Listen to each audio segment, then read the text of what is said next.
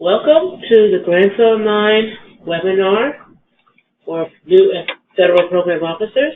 This one is focusing on performance progress reports and federal financial reports. This particular webinar will have two components to it. It'll have the recipient component and the federal side of this particular process. And so we're going to go through both processes, both the performance progress reports and the federal financial reports. Now, for the federal program officers, the financial reports do not come into the federal program officers when they're sent in by the recipient, and we'll talk about that in a minute. They actually go to the grants management staff, so you guys don't have an action, but you do have a view to be able to see them. So let's start off with our performance progress reports. These, of course, are the reports that the recipients must submit on a periodic basis, depending on how you set up that frequency on their award. So I'm going to log in as a recipient.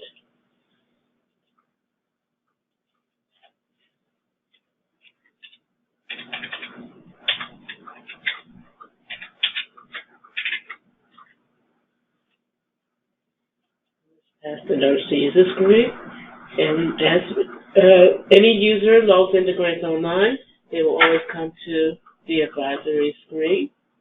And in order to submit a progress report, the recipient will have to navigate to what we call a placeholder on the award. That placeholder is not put on the grant award until after the reporting period is over. So if the reporting period ends on September 30th. On October 1st, there will be a placeholder on the grant award to allow submission of the progress report. There's a 30-day window that the report is not delinquent. After those 30 days, the report becomes delinquent and will be marked as such in the grant file. So let's take a look at how do you find a progress report in Grants Online to submit. There's actually two ways to do it. The recipient, once logged in, would go to the Awards tab. And again, before I move too fast, I do want to remind you that you can get to our training materials from our training site. I just clicked on the Help tab, and I'm clicking on this link to access the training site. I'm going to go to the Recipient's Training Resources, and here is, again, the user manual, set of user manuals that we have for our grant recipients. This one right here, the third one under number 2, is the user manual that gives detailed guidance on submitting progress. This is the research progress report. The process maps are up here.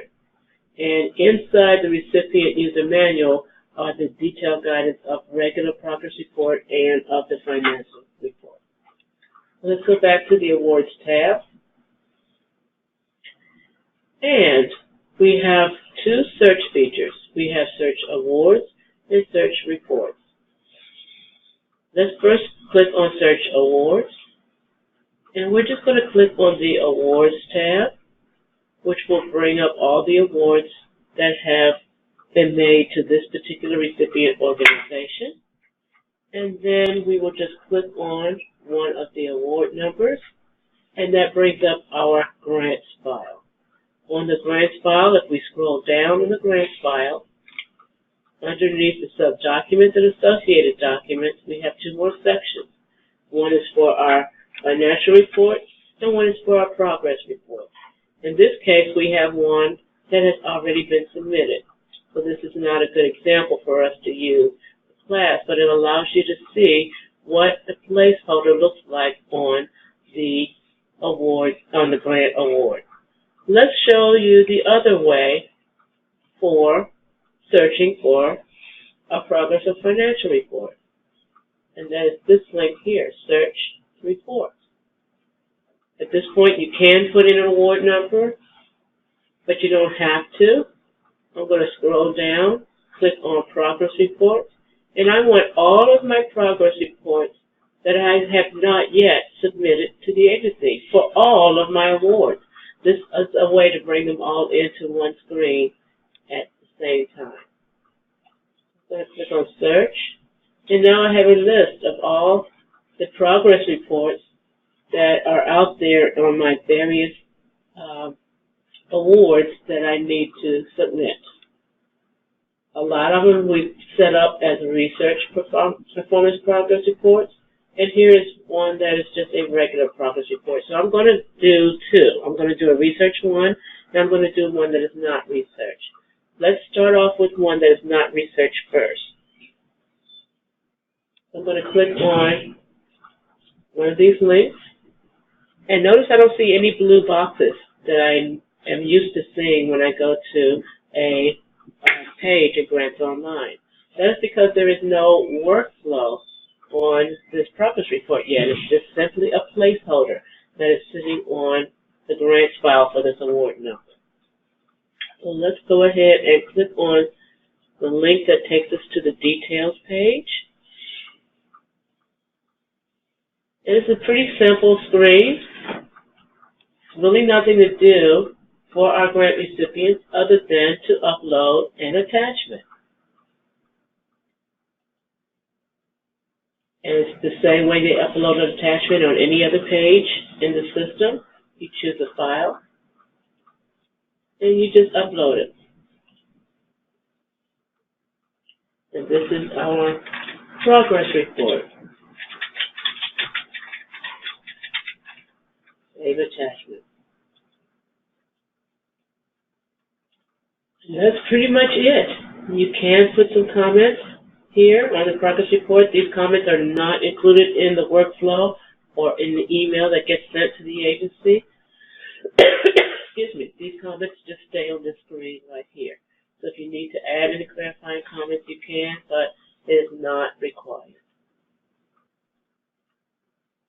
Okay, at this point, you see who your principal investigator is, who your authorized representatives are. You could just click Save and Start Workflow.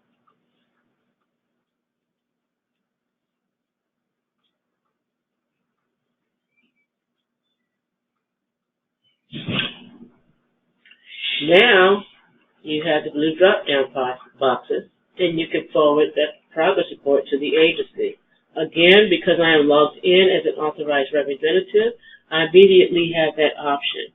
If I was not, if I was logged in as the principal investigator, who's mostly the person that does the progress reports, there is not going to be a forward to agency option unless that principal investigator has a special role called a submitting principal investigator. That is something that has to be done by the recipient administrator of your organization. If they do not have a submitting principal investigator role, if they just have a plain one, then their option is going to say forward progress report to authorized representative. And then the authorized representative can forward it to the agency. But because I'm logged in as the authorized representative, I can immediately forward the progress report to the agency. So I'll do that and submit.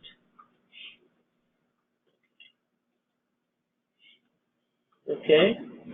So I'm still logged in as the recipient. Let me click on our breadcrumb here. I no longer have any blue boxes because I no longer have a task. But notice immediately the status has been changed to submitted. So now it is sitting with the agency. If I want to scroll down and go back to my grants file for this particular award, I can scroll down, and now I can see this particular progress report has been submitted to the agency. Okay, now let's do one more. Go back to the Awards tab, Search Reports. We're going to do a search, but we want to do Delinquent and Not Delinquent. And this time we're going to select one of our research progress reports. Okay? So, we just randomly select one of them. Select this one right here. Again, because there's no workflow, there's no placeholder. In this case, though, we have a form. In the case of a regular progress report, there is no form. You just have to make sure you have instructions from your federal program office as to how to format your attachment for uploading to the system.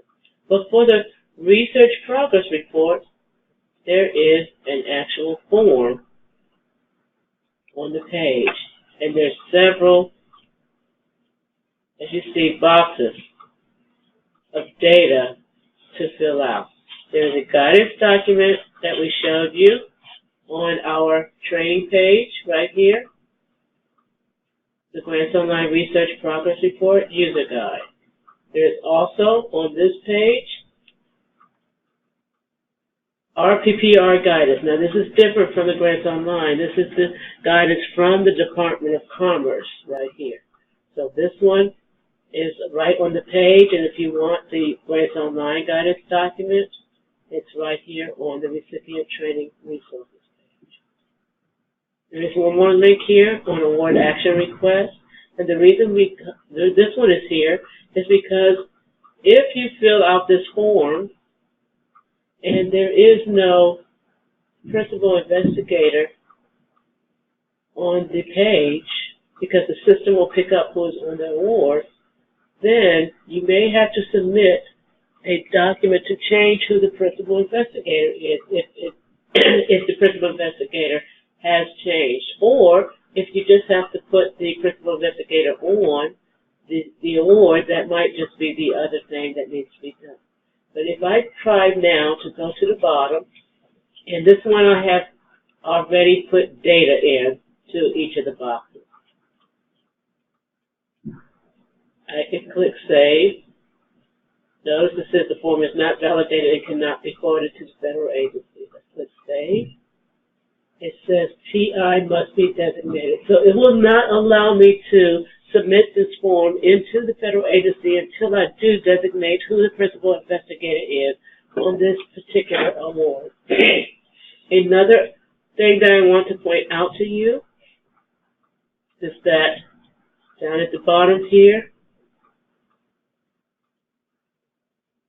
there are some that have buttons that say check marks that you can just say nothing to report if that is indeed true for that particular report. Another thing I want to point out is that, and you can't see it from here, but that each report builds upon the previous report. Each of them is a comprehensive report. So the language from the previous report will come into the next report, and then you could just modify it as needed. So that gives you a big help once you've done the first one, because there are lots of data fields on this page. Another thing you need to know about the research progress reports is that these blue boxes are limited in size, and they only hold about 4,000 characters. If indeed you need more than 4,000 characters to describe that particular item, you can add an attachment. And that is done at the top of the screen, right here. Here's the attachments widget. This one is a little bit different from the others in Grants Online, in that you can indicate which section of the research progress report this attachment is associated with.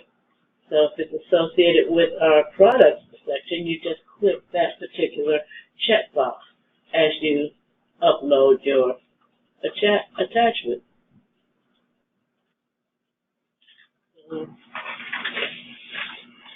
Product.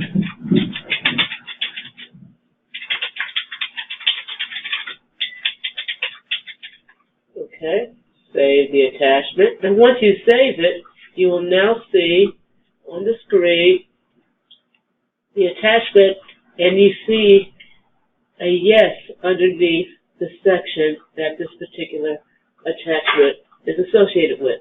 You can check more than one of these if it is appropriate. All right, now what I'm going to do is I'm going to go to the bottom of the screen, and I'm going to save again, but I cannot submit it because, let's see, if on attachment. Attachment is still there, but I can't submit it because I have to deal with the principal investigator. So let's go ahead and take care of that. We need to add a principal investigator on this particular progress report. So how do we go about doing that? This is award number that ends in a 0009. So now I'm going to switch hats. I'm still a recipient, but I'm going to operate as the recipient administrator for this organization because that's the person who has to designate the principal investigator. I'm going to go to I'm already on the awards tab. I'm going to go to this link that says Manage Recipient Users.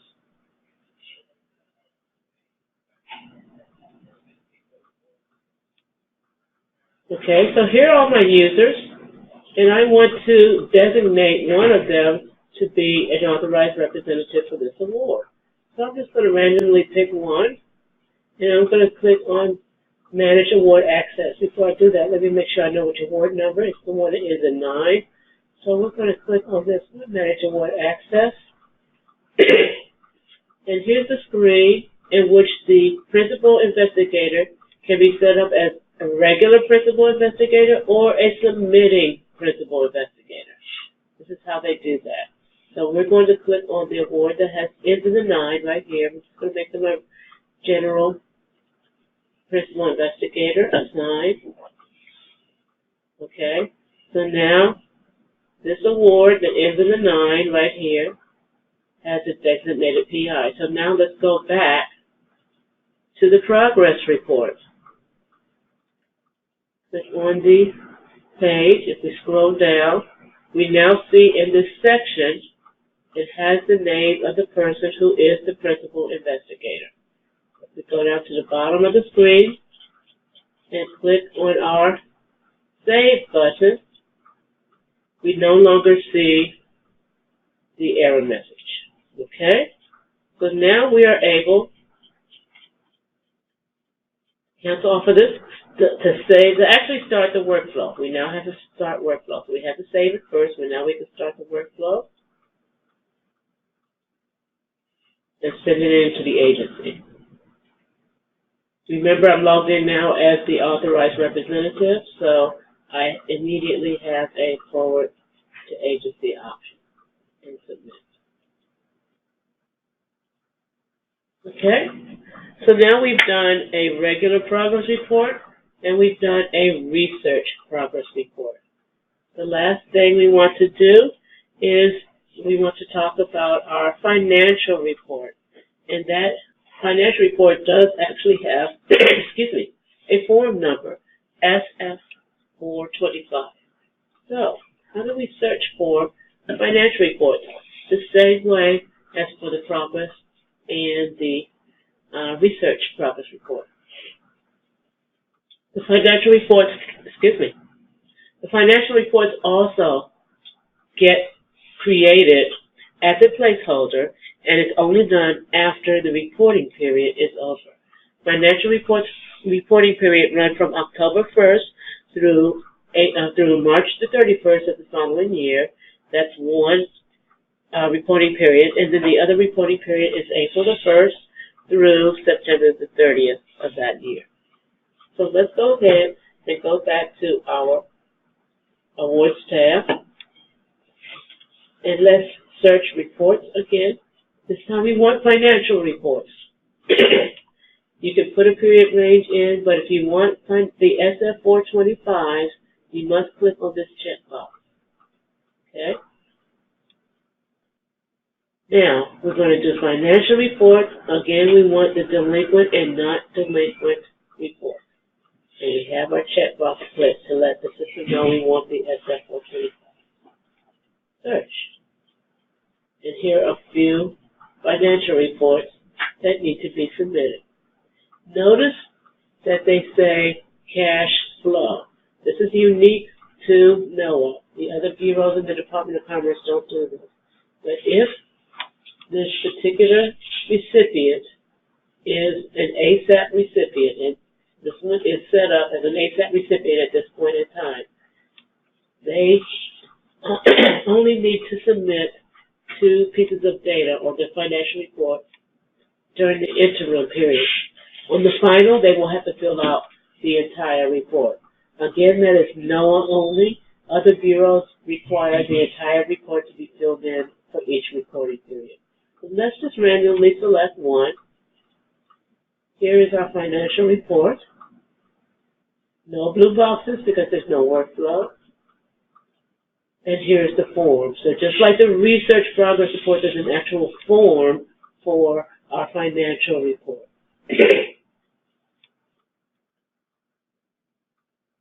Here are the two data fields that are the important ones for you to fill in unless it is a final. If it is a final, all of these data fields that say NA will also be blue boxes for you to fill in. But for an interim report, the recipient only needs to fill in these two blue boxes. They also need to indicate the basis of accounting. So I'm going to click on cash for now.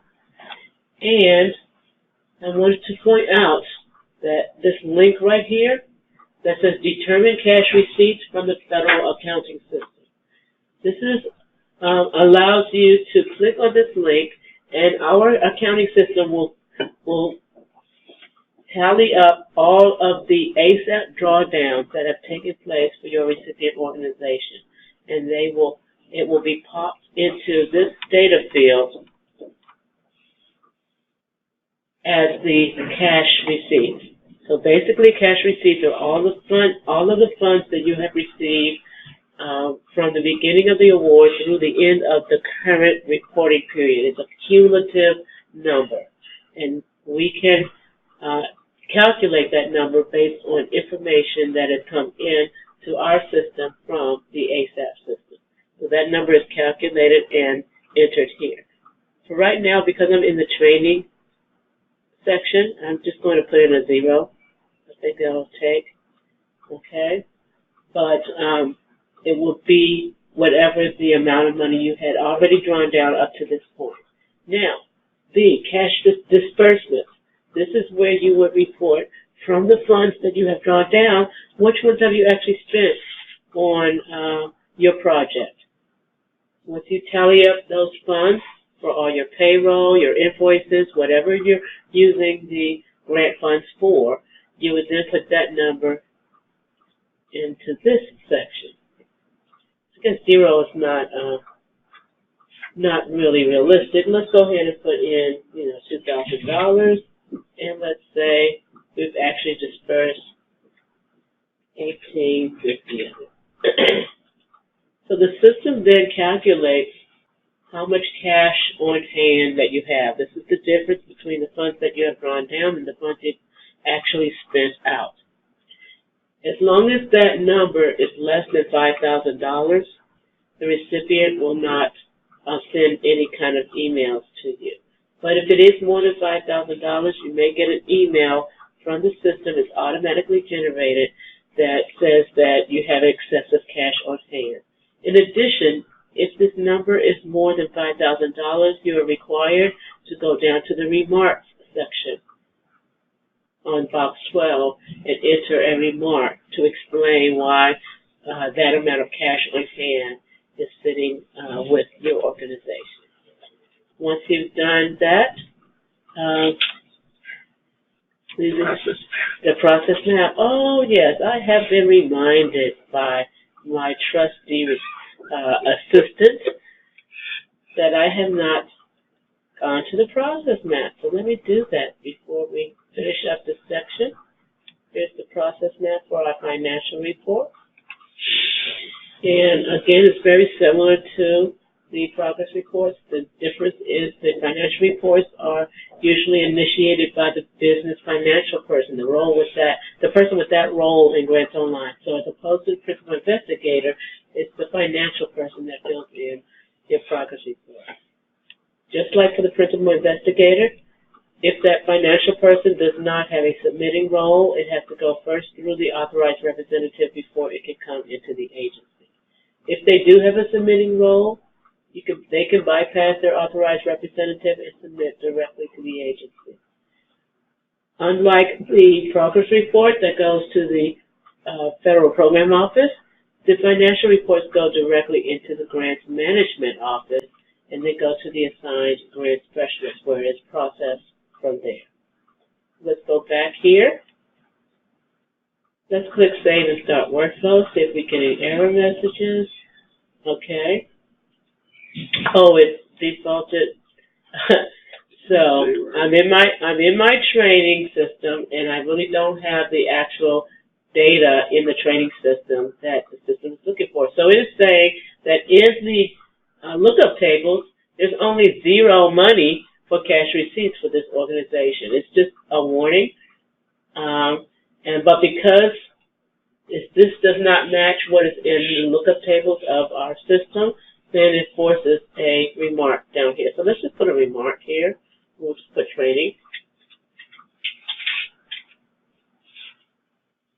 Save and return to main. And now we should be able to start our workflow, even though the system knows that the amount that we put in the box is different from the lookup tables. It's okay. We've explained it in that remarks box, and now we can forward it on to the agency and submit. All right, so we have now forwarded 2 different progress reports and a financial report. Let's log off as the recipient and log in as the Federal Program Officer.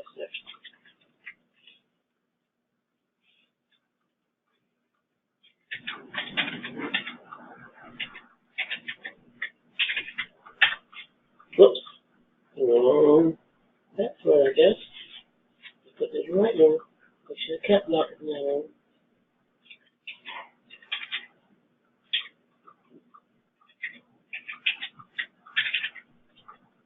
Okay, here we are.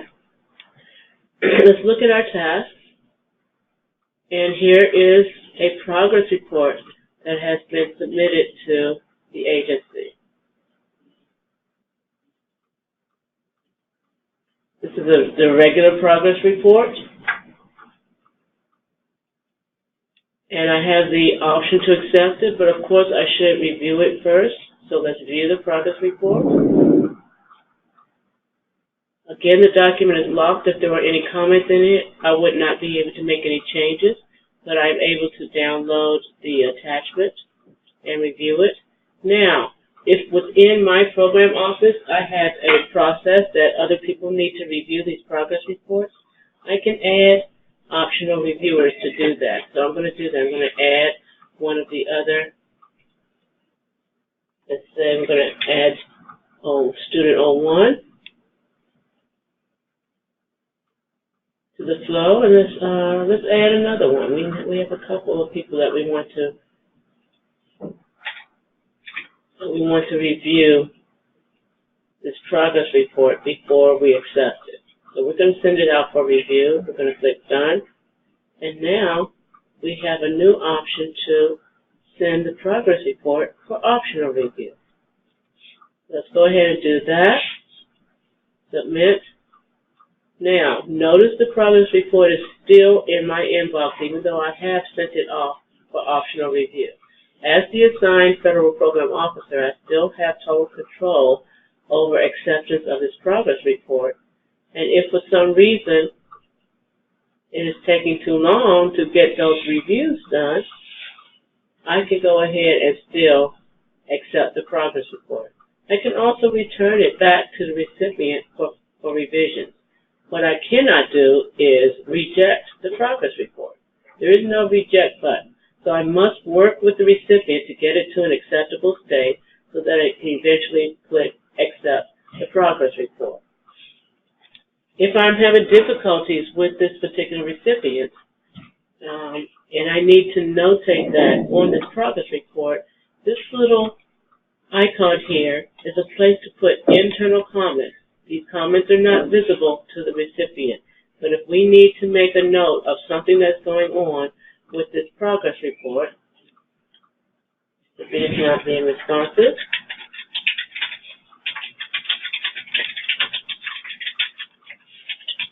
to contact PPR to discuss issues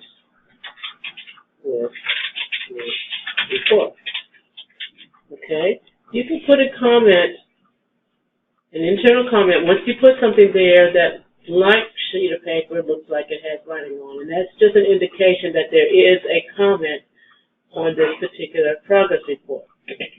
This comment is included on a report that is run out of the Grants Online Program Office and is sent to program managers twice a month, and it lets them know when there are delinquent progress reports that have not been sent in by the recipient, or if they've been sent in but the program office has not accepted them in a timely manner. This comment could explain to management what's going on with that particular progress report. So this is a very useful tool to make sure that you put in some kind of comments to explain what is going on if you're having problems with accepting a progress report. Also, every document in Grants Online, just about everyone that has workflow, everyone with workflow will have a workflow history. So here's the workflow history, and you can see that the recipient authorized representative sent it in to the agency. When we sent it for optional reviews, it goes to each reviewer at the same time. This is not sequential, it is consecutive. So, I mean, it's not sequential, it is at the same time. So, both of them receive the task to do their reviews at the same time. And still, as the assigned program officer, I don't have to wait. I can still accept it without waiting. So it still sits in my task. I just have to monitor the workflow. And once they have completed their task, I will get an email to let me know that they have completed their review. Once that's done, then I can go ahead and accept progress report. Okay? And then it leaves my inbox. So, that is the Progress and Financial Reports webinar for Federal Program Officers. I hope you found it informative, and we will see you at another time. I hope you enjoyed this webinar. Thank you.